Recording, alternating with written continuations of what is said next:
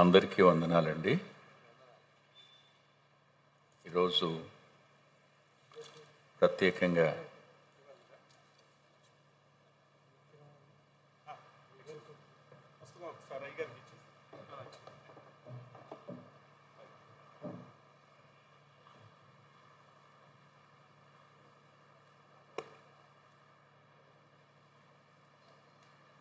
నిన్న సాయంకాలం నుండి ఇప్పటి వరకు కూర్చునే ఉన్నాను. ఇంటికి వచ్చి ఒక 10 నిమిషాలు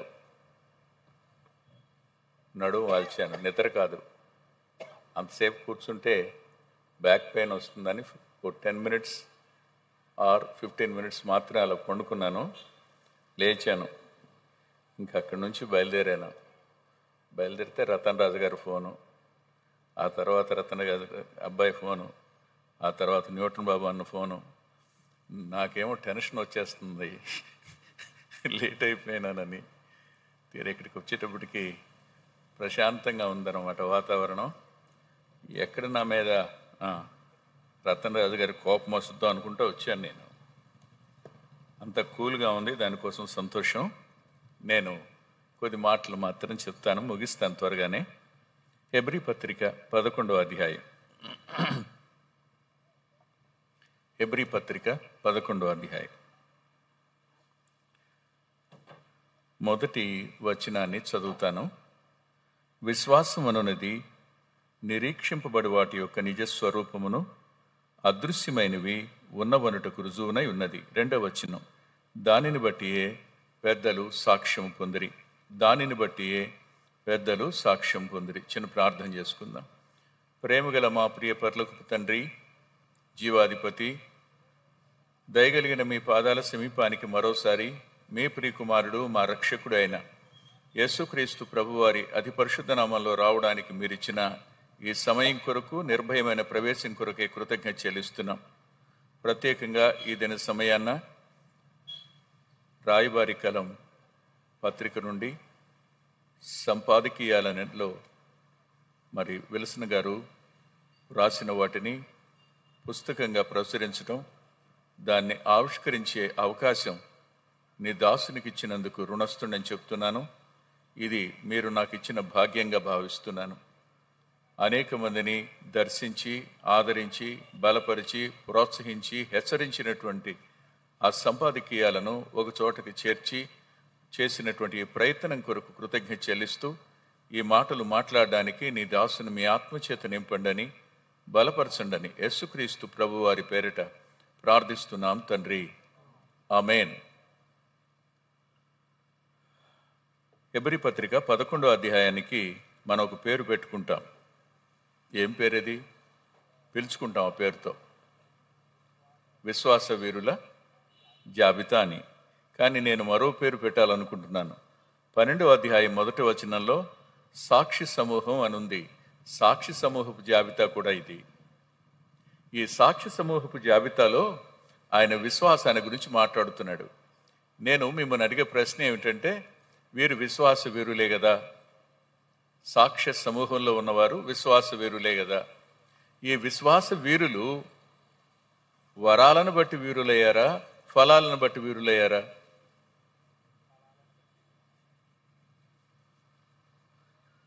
వరాలను బట్టి వీరులయ్యారా, ఫలాలను బట్టి వీరులయ్యారా? ఫలాలను బట్టి వీరులైన వారు ఉన్నారు, వరాలను బట్టి వీరులైన వారు కూడా ఉన్నారు.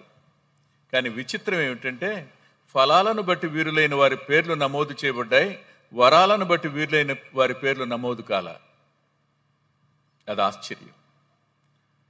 మనకు కనిపించే మొదటి వచనం నుండి దయచేసి 32వ వచనం వరకు వారందరూ ఫలాలను బట్టి వీరులైన వారు. ఆ మీదట కనపడతారు రాజ్యాలను జయించిన వారు, నీతి కార్యాలను జరిగించిన వారు, వాగ్దానాలు పొందినవారు, సింహాల నోళ్ల మూసిన వారు. వీరందరూ వరాల ద్వారా చేసిన కార్యాలు, వాళ్ళ పేర్లు రాయలే. కానీ నేటి ప్రపంచం దేని వెంట ప్రయాణం చేస్తున్నట్టు? నేటి క్రైస్తవ్యం వరాల వెంట పరిగెత్తుతుంది తప్ప, వరాలు దేవుడు ఇస్తాడు, ప్రతి ఒక్కరికి ఇస్తాడని కొరింథీయులకు రాసిన మొదటి పత్రిక 12వ అధ్యాయంలో రాశాడు. అందరికీ ఇస్తాడు ఆయన. అందులో ఆయనేం పక్షపాతం లేదు. అయితే వరాల వల్ల దేవుని శక్తి వెల్లడవుతుంది, కానీ ఫలాల వల్ల దేవుని యొక్క ప్రత్యక్షత, వ్యక్తిత్వం వెల్లడవుతాయి. నేటి దినాన్న అది తరిగిపోవడం, మనసు వాటి మీదకు పోవడం ప్రపంచ క్రైస్తవ్యంలో అత్యధిక భాగం ఆ వైపుకు కొట్టుకొని పోతున్నట్టు కనపడతా ఉంది. దుఃఖంగా ఉంది ఈ మాటలు, అందుకనే చెప్తున్నాను నేను. ఇక్కడికి వద్దాం. మొట్టమొదటిగా ఆయన విశ్వాస వీరుల జాబితాలో మొట్టమొదటి పేరు హేబేలు అన్నాడు. ఇందులో ఉన్న వాళ్ళందరూ కూడా విశ్వాసపు మైలురాళ్ళు. వీళ్ళు ఒక్కొక్క మైలురాయి దగ్గరికి వచ్చి మనల్ని పరీక్షించుకుంటే మనం ఆ స్థాయిలో ఉన్నామా లేదా అన్నది స్పష్టంగా మనల్ని మనం పరిశీలించుకోవడానికి సంపూర్ణంగా సహకారంగా ఉంటుంది. సరిగ్గా హేబేలు దగ్గరికి వద్దాం. ఇతడు విశ్వాసం ద్వారా చదువుకున్నాం. చూడండి ఒకసారి 4వ వచనం. విశ్వాసం బట్టి హేబేలు కయ్యూను కంటే శ్రేష్టమైన బలి దేవునికి అర్పించెను. ఇదేమిటి? అతడు విశ్వాసాన్ని బట్టి బలి అర్పించాడు అని రాసుంది. వాస్తవానికి హేబేలు దేవుణ్ణి చూశాడా? చూడలే. వాళ్ళ అమ్మా నాన్న ఇప్పుడు ఏదేను వెలుపలున్నారు. ఇతడు ఏదేను వెలుపలే ఉన్నాడు. ఏదేను వెలుపల ఉన్న ఈ వ్యక్తి దేవుని గురించిన ఆలోచన ఎందుకు ఆలోచన చేయాలి? ఆయనకి ఇవ్వాలి అనే ఆ ఆలోచన ఎందుకు వచ్చింది? హేబేలు యొక్క అర్పణ దేని రుజువు చేస్తుంది అంటే దేవుని ఉనికిని గుర్తు చేస్తుంది. అతడు చేసే పని అంటే ఫలం అనేది దేవుడు ఉన్నాడు అనడానికి రుజువు, ఆయన మనసు ఎలా ఉంటుందో చెప్పడానికి రుజువు, ఆయన సంతృప్తి చెందడానికి రుజువు ఫలం అనేది. సరిగ్గా హేబేలుని గురించి 3 మాటలు లేఖనంలో రాస్తున్నాయి. ఆదికాండం 4వ అధ్యాయం దయచేసి చూడండి. ఆదికాండం 4వ అధ్యాయం 4వ వచనం. హేబేలు కూడా తీశారా బైబిల్లో? హేబేలు కూడా చదవండి. చాలండి. ఎవరు మందటది? తన మంద. అంటే ఆదాముకు కూడా మంద ఉందన్నమాట. లేకపోతే తన మంద అనే పేరు ఎందుకు వస్తుంది? రాదు కదా. మంచిది. అలాగే కయ్యూను కూడా ఉండుండొచ్చు. వ్యవసాయం మీద తన మనసున్న తన మంద అనే పదం. ఫలం అనేది స్వార్థాన్ని జయించేటువంటి దైవాత్మ కార్యం. వరం నువ్వేం చేయక్కర్లా, అది ఆపరేట్ అవుతూనే ఉంటుంది. విచిత్రం, పాపంలో ఉన్న వరం ఆపరేట్ అవుతుంది. అందుకని వరం కలిగిన వాళ్ళు మోసపోతారు, చూసి వినేవాళ్ళు కూడా మోసపోతారు. అందుకనే రాస్తాడు రోమపత్రిక 11వ వచనంలో, ఆయన తన వరమును బట్టి పిలుపును బట్టి పశ్చాత్తాపడువాడు కాడు అని. ఇచ్చాడు, తిరిగి తీసుకోడు ఆయన. కానీ లెక్క చూసుకునే రోజున మాత్రం దారుణంగా ఉంటుంది పరిస్థితి. ఇక్కడికి వస్తే తన మంద దేవుడు ఉన్నాడు అనడానికి రుజువేంటి? అమ్మా నాన్న చెప్పిన మాటలే. ఇవాళ కూడా దేవుడు ఉన్నాడు అనడానికి రుజువేది? వినటం ద్వారా విశ్వాసం కలుగుద్ది.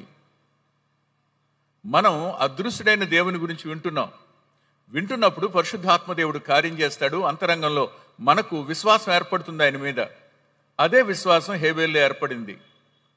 వాళ్ళు ఇలా అన్నారు, మమ్మల్ని బయటికి పంపేసేటప్పుడు ఆయన మాకి చర్మపు చొక్కాయలు చేసి పంపించాడు ఆయన అని. హేబేలు తన చర్మపు చొక్కాయి వెంక చూసుకుంటే దేవునికి తాను ధరించిన వస్త్రం రుజువు. దేవుని ఉనికికి తాను ధరించిన చర్మపు వస్త్రం రుజువు. వాళ్ళమ్మ వాళ్ళ నాన్న ధరించారు, అదే నమూనాతో తనకు కుట్టారు, తాను దాన్ని ధరించున్నాడు. ఇప్పుడు ఆలోచన చేద్దాం. మానవ జాతి అంతటి కోసం లోక పాపములను మోసుకొని పోవు దేవుని గొర్రెపిల్లగా ఆయన భూమి మీదకి వచ్చి రక్త మాంసాలలో పాలువాడై తన యొక్క ప్రశస్తమైన అమూల్య రక్తాన్ని కలువరిలో దారపోసి మనందరి స్థానంలో మరణించి మూడవ దినాన తిరిగి లేచి మానవునికి రక్షణ వస్త్రం ఇవ్వడానికి ఆయన సిద్ధంగా ఉన్నాడు. అనేక మంది ధరించిన వారు ఉన్నారు ఇవాళ. ఆయన ఉన్నాడు. ఆయన ఉనికికి రుజువు ఎవరిప్పుడు? ఎవరు రక్షించబడ్డారో వాళ్ళు. అవునుగా. మరి రక్షించబడిన వారు ఎట్టి ఫలాన్ని ఫలిస్తున్నారో రక్షింపబడని వారికి అది అద్భుతమైన ఉపదేశంగా ఉంటుంది. 10 ప్రసంగాల కంటే ఫలించిన ఒక జీవితం చాలా శ్రేష్టమైనది. హేబేలు తన మందలో నుండి అర్పించాడు అన్నాడు. తన మందలో నుండి అంటే తన అంతరంగం ఏమిటి? అయ్యా, నాది నీకు ఇవ్వాలి, నీవు నాకిచ్చిన దానిలో నాది నీకు ఇవ్వాలి. సహజంగా మన ఇళ్లలో ఆడపిల్లలు ఉంటారు కదా, 2-3 ఆడపిల్లలు ఉన్నారు అనుకోండి. మన ఇంటికి ఎవరో సేవకుడు ఓ సాయంకాలం పూట చీకటి పడేటప్పుడు కూతుర్ని భార్యని తీసుకుని వస్తాడు. వచ్చి, అయ్యా మీ దగ్గర ఈ రాత్రి ఉండి పొద్దున్నే వెళ్ళిపోతామండి అంటాడు. సరే ఉండండి, పర్వాలేదు. అయ్యా మేమేం తెచ్చుకోలేదు, ఇక్కడ ఏదో పని మీద వచ్చాము, చీకటి పడిపోయింది, ఎక్కడికి వెళ్ళాలో తెలియక మీ దగ్గరికి వచ్చాము అంటే మనం అంటాం, నా కూతుళ్ళు కూడా మీ వయసు వాళ్ళే కదా, ఏం పర్లేదు, వాళ్ళ బట్టలు ఉంటాయి, మీరు వేసుకోవచ్చు అని అంటే పెద్దది చిన్నదాంతో అంటది, నీది ఇవ్వు అంటది. చిన్నదంటది, నేను ఎందుకు ఇస్తాను, నువ్వే ఇవ్వు అంటది.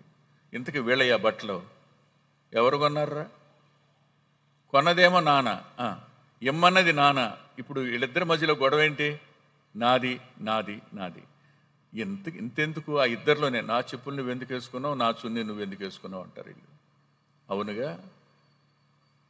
స్వయాన్ని గెలవడం అనేది ఫలం.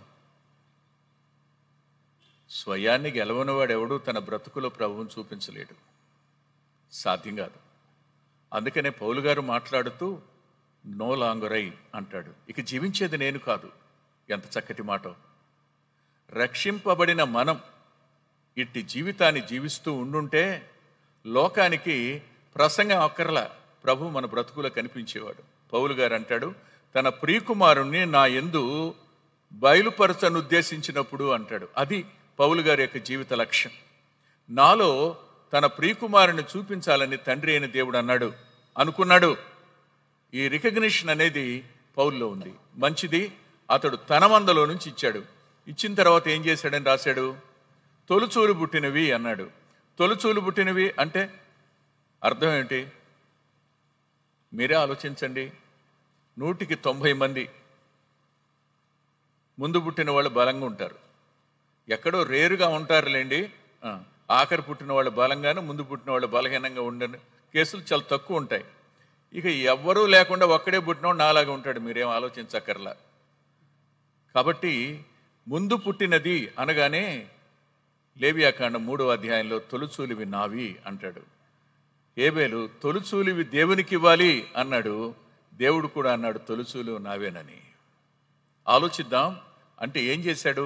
తన వాటిలో ఇవ్వడం అనేది స్వార్థాన్ని జయిస్తే, జయించిన తరువాత దేవునికి ఇచ్చేటువంటి ప్రాధాన్యత. దేవునికి ఎట్టి ప్రాధాన్యత ఇస్తారు మీరు ఆలోచించండి. ఆయన రక్తంలో కడగబడిన మనం ఆయనకి ఎట్టి ప్రాధాన్యతనిస్తున్నాం. ఆయనకి ఇవ్వవలసిన ప్రాధాన్యత ఏ మేరుంది మీరు ఊహించండి. మొయ్యలేని బరువు ఒక పుస్తకం పబ్లిష్ కావడం అని అంటే ఏమో మరి చెప్పలేను, కానీ నేను పడతా ఉంటాను బాధలో, చెప్పడానికి వీలు కాదు. అన్న కష్టాలే కష్టాలు. ఓ రోజున నా భార్యతో అన్నాను, ఏంటమ్మా ఈ బాధలన్నీ, నాకేం అర్థం కావట్లా. ఆరోగ్యం మీద దాడి, ఆర్థిక పరిస్థితి మీద దాడి, సంఘాల మీద దాడి, ఇవన్నీ ఏంటమ్మా అన్న ఓ రోజు కూర్చుని. ఆమె నవ్వి అంది, మనకు అలవాటే కదండి అంది. ఏం అలవాటు అన్న? మీరు పుస్తకం రాసినప్పుడల్లా ఇవన్నీ వస్తానే ఉన్నాయిగా, కొత్త ఏముంది మనకంది. పుస్తకం రాసే ప్రతిసారి ఎవరి దాడి ఉంటుంది? ఇవి దేవుని చేతిలో సాధనాలు, ఆయుధాలు. ఒక పుస్తకం ఎన్ని వందల కళ్ళు చదవడానికి కారణం అవుతుందో తెలుసా? ఈ అక్షరాలు ఎంత అద్భుతంగా మాట్లాడతాయో.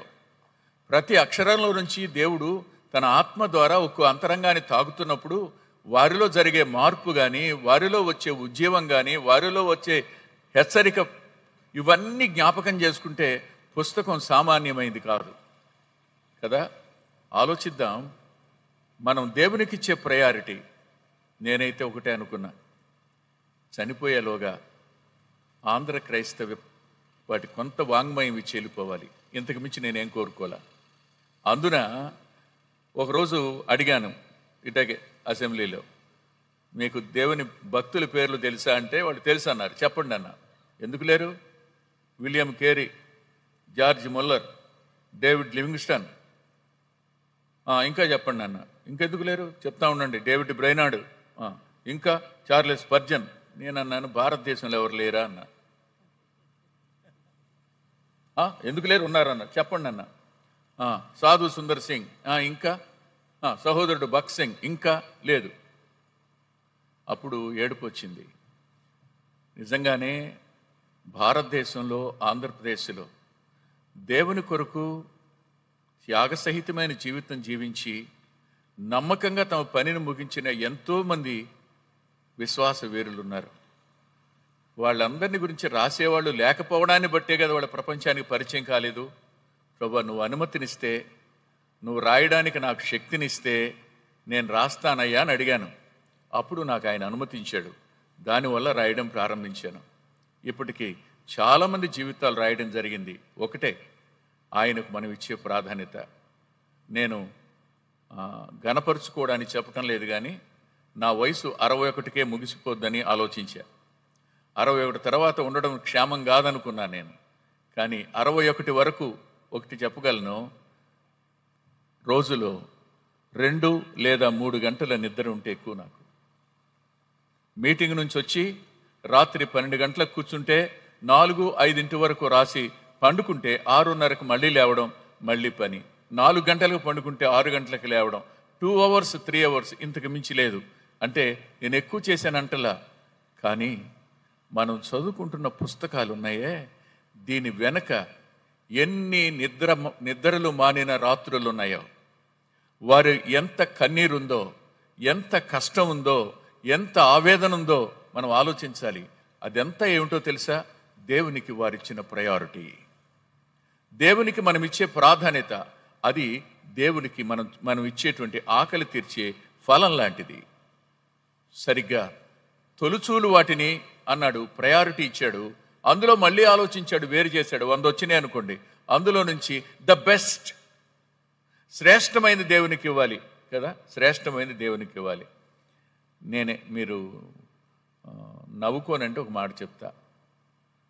కొత్త మోటార్ సైకిల్ కొంటున్నావు కదరా, పాతది ఏం చేస్తావు అంటే, పాస్టర్ గారికి ఇద్దాం అనుకుంటున్నాను అంటారు. అంతే కదండి. కొత్త మోటార్ సైకిల్ ఏమో కొడుకు కొంటున్నారంట, పాత మోటార్ సైకిల్ ఎవడిస్తావురా అంటే, పాస్టర్ గారికి ఇద్దాం అనుకుంటున్నానంట. మనం దేవునికి ఇచ్చే ప్రయారిటీ ఎలాంటిది, ఎంత శ్రేష్టమైంది కదా. ఒకటే అంటానండి, తన రొమ్మున ఆనుకుని ఉన్న అద్వితీయ కుమారుణ్ణి మన కొరకు ఇచ్చిన దేవుడు ఆయన. మన ప్రాధాన్యత ఏది? How much importance we are giving to the heavenly father. హేబేలు ఇలా ఎప్పుడు నిర్ణయం తీసుకున్నాడో దేవుని అంతరంగం సంతృప్తి చెందింది. అంతే. ఆయనకు అర్పణ ఎందుకు, బలెందుకు, రక్తం ఎందుకు? ఆయన తింటాడా, తాగుతాడా? మానవుని అంతరంగ యథార్థతను అంగీకరించేవాడు ఆయన. అంతరంగమందు మన నుండి ఆయన నీతిని కోరుకునేవాడు దేవుడు. ఆయన ఆకలి తీర్చేది నీ అంతరంగ ఆలోచన. సరిగ్గా అగ్ని దిగి వచ్చింది, హేబేలు అర్పణ అంగీకరించబడింది. ఆయన మానవ జాతికి అద్భుతమైన రక్షణ వస్త్రాన్ని అనుగ్రహించినవాడు. కేవలం భౌతికమైన వస్త్రాన్ని చూసి నమ్మి దేవునికి ఇవ్వడానికి ఇష్టపడ్డాడు. మరి ఒక మాట అంటాను, ఎంతమంది రక్షించబడ్డాం, ఇవాళ చనిపోతే పరలోకంలో ఉంటామనే నిరీక్షణ ఉంది. మీరు నమ్మారా? మీరు ప్రభు దగ్గరికి వచ్చారా? ఆయన రక్తాన్ని గురించి ఎప్పుడైనా ఆలోచించారా? ఆయన మరణ పునరుద్ధానాల్లో పాలు పంపులు పొందారా? ఏ రోజైనా నీ అంతరంగంలో ఒక నిర్ణయం తీసుకున్నారా, నేను ప్రభు కోసం జీవించాలని? పరిశుద్ధాత్మదేవుడు ఒప్పిస్తూ ఉండగా పాపినని ఒప్పుకుని ఆయన మీ జీవితంలోనికి ఆహ్వానించారా? ఇలాంటిది ఏం జరగకపోతే? ఆయన కోరుకుంటుంది గొర్రెల యొక్క, కోడెల యొక్క కాదు, వాటి మాంసాన్ని కాదు, నీ జీవితాన్ని. ఇది మొదటి మాట. రెండవ మాట దగ్గరికి వెళదాం, దయచేసి రండి. హెబ్రీ పత్రిక 11వ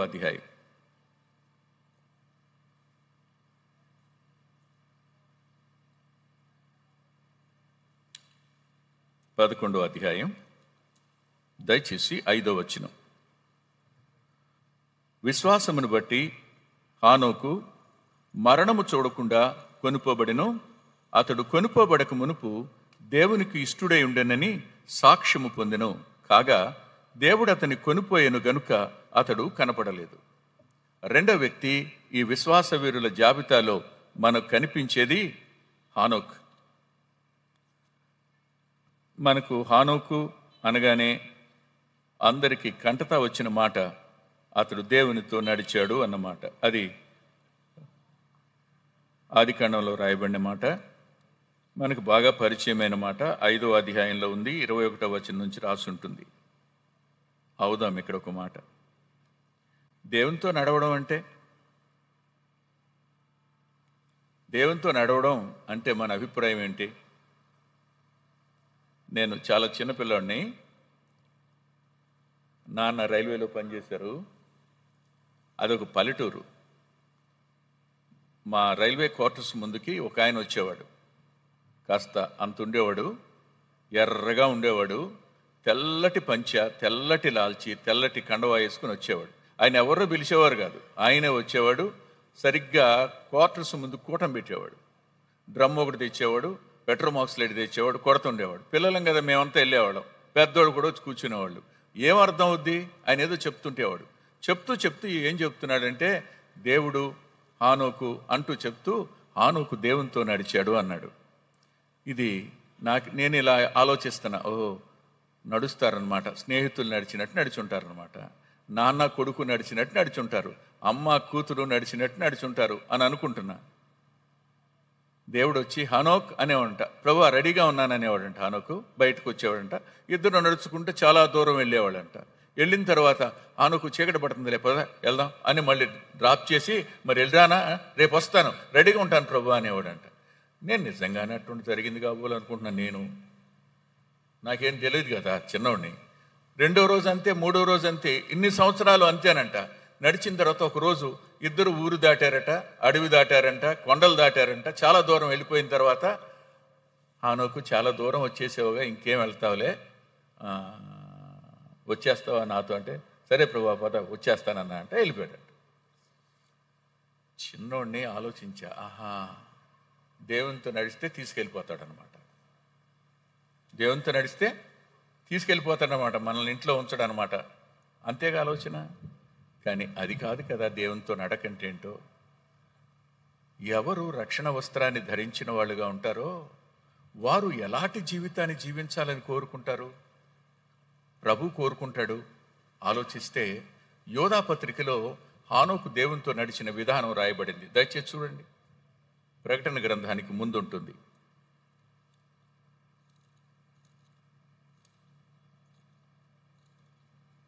యోధా పత్రిక 14-15 వచనాలు కలిసి ఉంటాయి.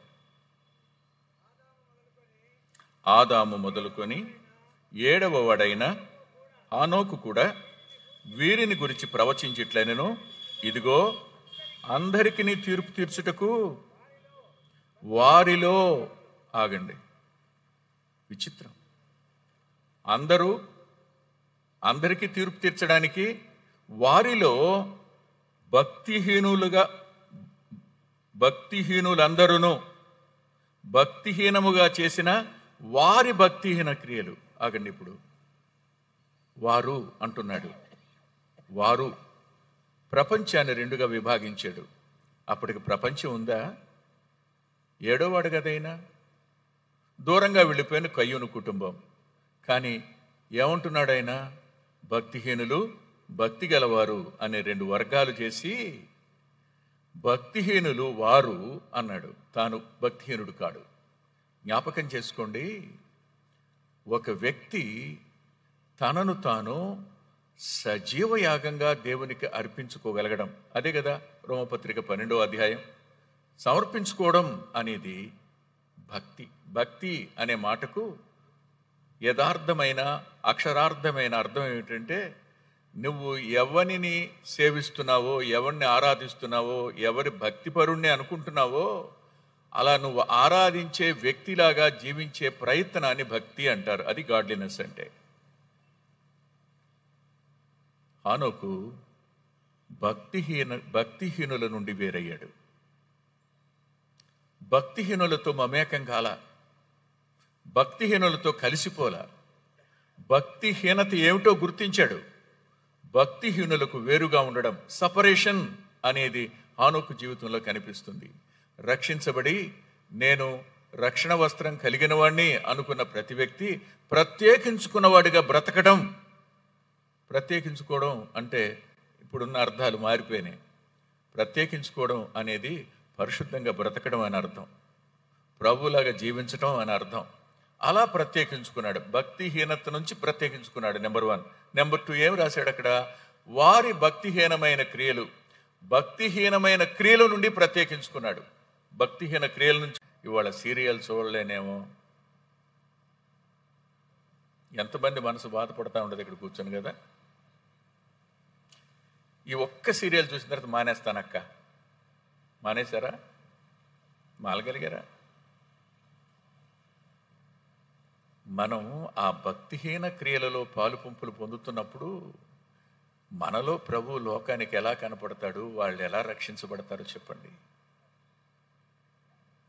హానోకు జీవితంలో భక్తిహీన క్రియల నుంచి వేరయ్యాడు, భక్తిహీనుల నుంచి వేరయ్యాడు, భక్తిహీన క్రియల నుంచి వేరయ్యాడు. 2. 3వ మాట రాస్తాడు, వారు భక్తిహీనముగా మాట్లాడిన వారి మాటల నుండి అంటాడు. అంటే వారి సంభాషణ నుండి కూడా దూరం అయ్యాడు. వారి సంభాషణ నుండి చాలా చోట్ల వింటున్నా. ఈ మధ్యలో అభిమాన సంఘాలు బయలుదేరినాయి. ఏంటో బ్రదరు, రోడ్లే ఇట్లా, గెలవడేమో ఈసారి. దేవుడు ఎవరికిస్తే వాళ్ళు గెలుస్తారు, ఎవరికి పోతే వాళ్ళు ఓడిపోతారు. అంతేగా. మీకేంటి అంత అభిమానం, అంత బాధ? వాళ్ళుంటే వీళ్ళుంటే ఎవరుంటే మాత్రం చేసి మురిగేది ఏముంటుంది? ఏముండదు కదా. అంతేగా. ఏమైనా ఉంటుందా? ఏముండదు. నేను హృదయపూర్వకంగా ఒక మాట చెప్తా.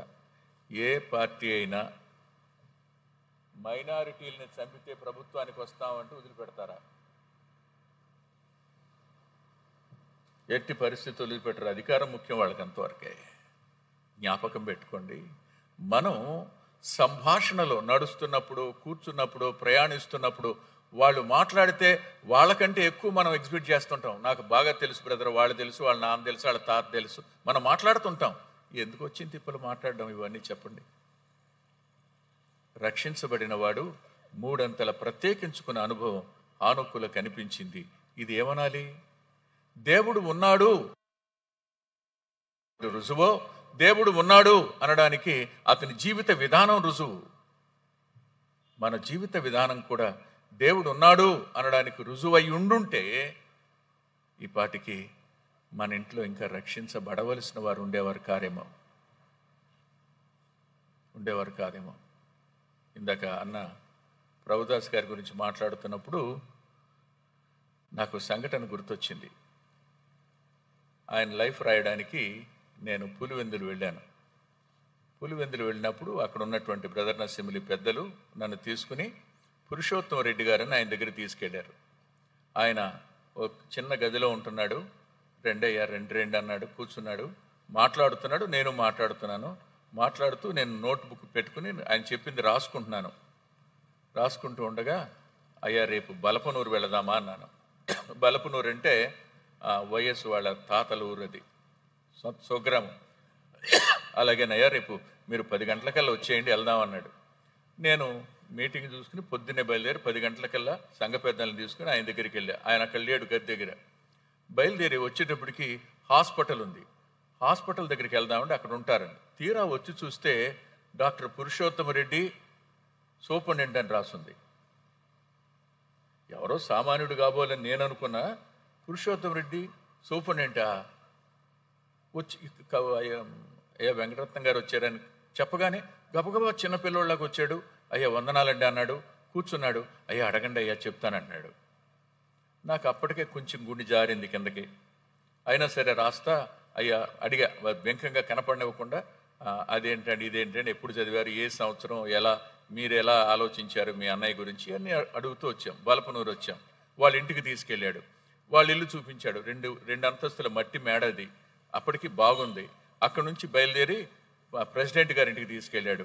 ఆ ప్రెసిడెంట్ గారి ఇంట్లో గంట కూర్చుని వాళ్ళని అడిగాను. అక్కడ నుంచి స్కూల్ అండి, ఇక్కడ మా అన్నయ్య చదివిన స్కూల్ అంటే అక్కడ దాకా వెళ్ళాం. వెళ్ళి నిలబడిన తర్వాత మాజీ సర్పంచ్, ఉప సర్పంచ్ వాళ్ళందరూ వచ్చి ఆయన ఏదో నాకు చేతులు కట్టుకుని చెప్తా ఉంటే నేను గొప్పవాడిని అనుకుని ఉంటారు వాళ్ళు. వాళ్ళు వచ్చి నాకు నమస్కారం చేస్తున్నారు. నాకు లోపల సిగ్గు అయిపోతుంది, కానీ పైకి మాత్రం నవ్వుతున్నాను. అయిన తర్వాత అయ్యా సారేనండి, ఇక్కడ మాకు ఎమ్మెల్యేగా ఉన్నప్పుడు ఈ బిల్డింగ్ కట్టించాడండి అన్నాడు. ఇంకా కృంగా. ఆ తరువాత వచ్చిన తర్వాత దారిలో అయ్యా మీరు ఒకసారి పులివెందులు రావాలయ్యా, అక్కడ మా భారతమ్మ కట్టిన చర్చ్ ఉంది, చాలా ఖర్చు పెట్టి కట్టాం, వచ్చి మీరు ఒక్కసారి ప్రార్థన చేసి వెళ్ళండి అయ్యా, మా భారతమ్మ దగ్గరుండి కట్టిందయ్యా అంటే వస్తానయ్యా అన్న. అక్కడికి వెళ్ళి నేను వాక్యం చెప్పి ప్రార్థన చేసి బయలుదేరి వచ్చేటప్పుడు ఆయన పక్క నిలబడి ఫోటో దిగటానికి నాతో ప్రక్క నిలబడి ఫోటో తీయమన్నాడు. నేనేమో అప్పటికే సగం అయిపోయింది నా పని. సరే అక్కడ నుంచి ఆయన దగ్గర సెలవు తీసుకుని బయలుదేరి వచ్చి అక్కడ శ్యాంబాబు గారి దగ్గర మీటింగ్లో వాక్యం చెప్పి బయలుదేరి వస్తున్నప్పుడు శ్యాంబాబు గారి వైఫ్ వచ్చి మనీ ఇచ్చింది. 50,000 బ్రదర్, ఇలా సంగతి డాక్టర్ సరోజ ఇచ్చింది అని. నాకు ఆశ్చర్యం వేసి సరోజకి ప్రభుదాస్ గారికి ఏంటమ్మా సంబంధం అన్న. అదేంటి బ్రదర్ మీకు తెలీదా అంది. తెలీదమ్మా అన్న. అరే సరోజ ఎవరు అనుకుంటున్నారు, పురుషోత్తం రెడ్డి గారి కోడలు. అలాగా, సరేనమ్మా అన్నాను. తీసుకున్నాను. ఆ పుస్తకం ప్రింట్ చేయడానికి వాడండి అని. కారు ఎక్కిన తర్వాత కడప దాటుతూ ఫోన్ చేశాను. అమ్మా అన్నాను. అన్నయ్య చెప్పండి అంది. ఎరా ఒక మాట చెప్పకపోతేవి, ఇన్ని సంవత్సరాల నుంచి నాకు ఫోన్తో మాట్లాడుతున్నావు నువ్వు టీవీ కార్యక్రమం చూసి, ఎప్పుడూ చెప్పలేదేరే అంటే, నేను ముందే చెప్పాను అన్నయ్య మాది ఒక పొలిటికల్ ఫ్యామిలీ అని, పేరు చెప్తే గుర్తుపట్టేస్తారని, నాకు అది ఇష్టం లేదన్నయ్య, నేను మీ చెల్లిని, మీరు నాకు అన్న అంటే, అది కాదురా, మీ మామగారిని చూసి నేను ఆశ్చర్యపోయానురా, ఆయన ఏంట్రా, ఆయన దీనత్వం ఏంటి, ఆయన తగ్గింపు ఏంటమ్మా అంటే, అన్నయ్య పెళ్ళి అయినప్పుడు నేను అనురాలిని, ప్రభుని నమ్ముకోలే, మంచివాళ్ళు గొప్పవాళ్ళు ఎక్కడో ఉంటారు అని చదివా, బైబిల్లో అలాంటి వ్యక్తులు ఉంటారని చూసి విన్నా, కానీ పెళ్లి చేసుకున్న తర్వాత మా మామగారిని చూసి నేను నిజంగా ప్రభుని నమ్ముకున్నాను అన్నయ్య అంది. ఆ పిల్ల ఏడుపొచ్చింది. జీవితం లేకుండా క్రైస్తవ్యానికి అర్థం లేదు. ప్రభు భూమి మీద జీవించాడు ఒకప్పుడు. ఆయన అన్నాడు, నన్ను తండ్రి లోకంలోనికి పంపినట్టు నేను మిమ్మల్ని లోకంలోకి పంపుతున్నాను అన్నాడు. ఈ బాధ్యత ఎవరిది? ప్రసంగించేవాళ్ళదేనా? అపోస్తలుదేనా? ఆయన పిల్లలైన వారందరిది కాదా? ఆయన శిష్యరికం చేయాలనుకున్న వారిది కాదా? ఆయన తానే జీవించిన జీవితాన్ని మన కళ్ళ ముందు పెట్టాడు. ఆయన విశ్వాసమునకు కర్త ఆయన, కొనసాగించేవాడు ఆయన. ఆయన జీవితాన్ని మన కళ్ళ ముందు పెట్టి మీరు అలా బ్రతకండి అన్నాడు. ఆలోచించండి, ఏ మేర బ్రతికాడు ఆయన, ఎలా జీవించాడు ఆయన, మీరు ఆలోచిస్తారా? యోహాను సువార్త 8వ అధ్యాయంలో ఒక అద్భుతమైన మాట ప్రభు తన నోటితో తను చెప్పారు. ఒకసారి చూడండి. యోహాను సువార్త 8వ అధ్యాయం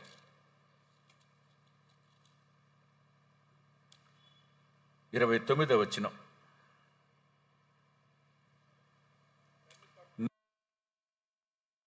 తోడై ఉన్నాడు, ఆయనకిష్టమైన కార్యము నేను ఎల్లప్పుడూ చేయుదును.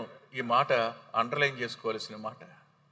ఆయనకిష్టమైన కార్యము నేను ఎల్లప్పుడూ చేయుదును. దేవునికి ఇష్టం లేని కార్యం నేను ఎప్పుడు చేయను.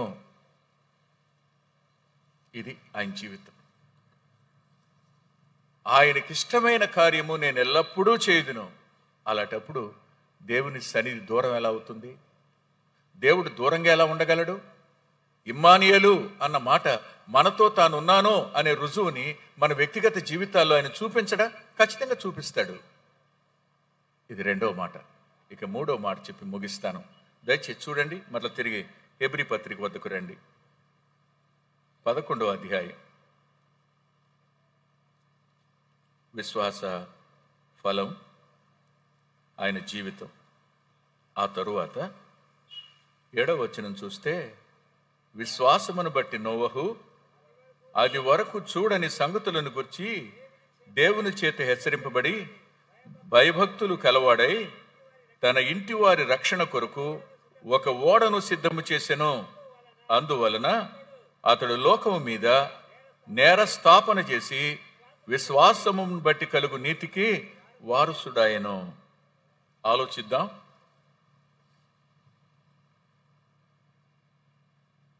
అది వరకు జరగని సంగతులను గురించి హెచ్చరింపబడిన వాడై. ఇది మాట.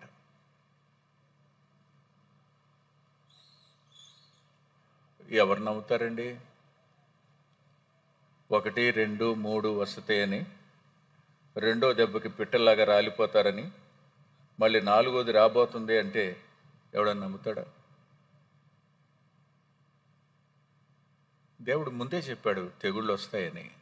చెప్పలా? 3కే విలవిల్లాడిపోయాం. ఐగుప్తులో 10 ఎట్ట ఓర్చుకున్నారు వాళ్ళు, నాకు అర్థం కావట్లా. క్షణం ఆలోచించండి. ఆయన ముందే చెప్పాడు. నోవహుతో ఈ భూప్రపంచంలో ఉన్న వాటిని నేను జలాల ద్వారా, జల ప్రళయం ద్వారా నాశనం చేయబోతున్నాను అని.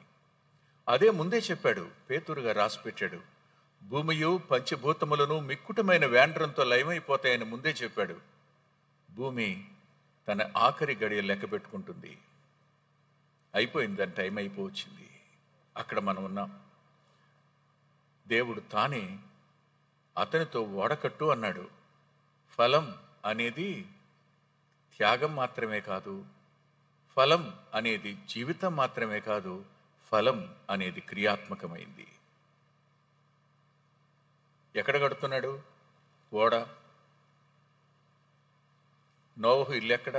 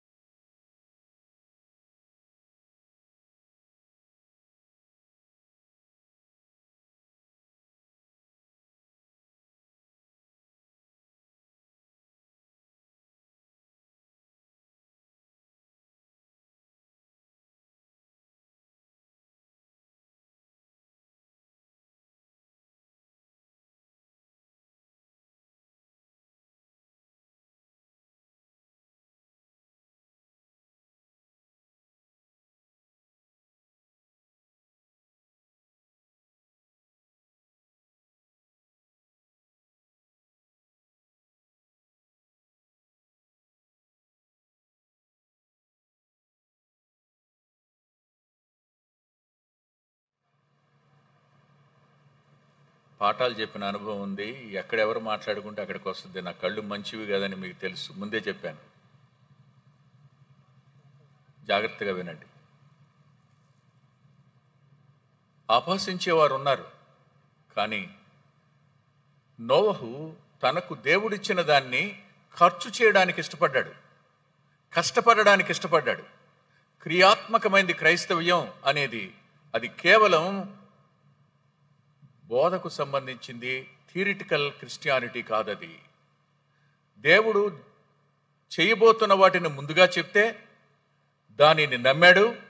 తన ఇంటి ముందు అలాంటి కలప తెచ్చాడు, వాటిని చెక్కించాడు, ఓడ చేయడానికి సిద్ధపడుతున్నాడు. ఇప్పుడు ఆలోచిద్దాం, మీరు రక్షించబడ్డారు చాలా, మీ రక్త సంబంధుల సంగతి ఏమిటి? మీ కడుపును పెట్టిన పిల్లల సంగతి ఏంటి? మీ అన్నదమ్ముల సంగతి ఏమిటి? చిన్నప్పటి నుంచి క్రైస్తవులమే, కానీ మారుమనసు పొందామా? లేదుగా. ఒకసారి ఆలోచించండి, ప్రయోజనం ఏంటి?